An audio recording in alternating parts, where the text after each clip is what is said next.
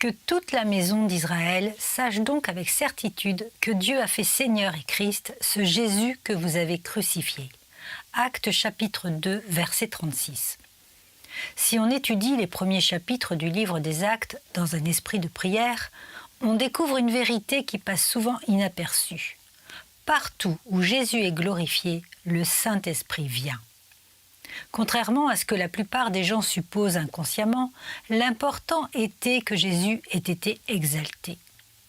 L'insistance accordée à la venue de l'Esprit découle du fait que Christ avait achevé son œuvre et qu'il était glorifié à la droite du Père.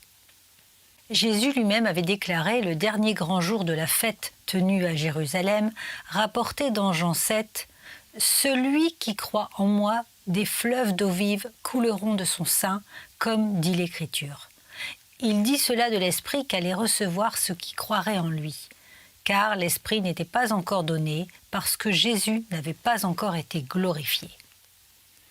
Il est évident que c'est la glorification de Jésus qui a fait descendre le Saint-Esprit. Emparons-nous immédiatement de cette pensée. Répétons-le, partout où Jésus est glorifié, le Saint-Esprit vient. Il n'est pas nécessaire de le supplier de venir. Lorsque Christ le Sauveur est vraiment honoré et exalté, l'Esprit vient. Le jour de la Pentecôte, lorsque les moqueurs et les railleurs disaient « Ces gens sont pleins de vin doux », Pierre se leva, exalta Jésus de Nazareth et rappela à Israël que Dieu a fait Seigneur et Christ ce Jésus que vous avez crucifié. Lorsque Christ est vraiment honoré, l'Esprit descend.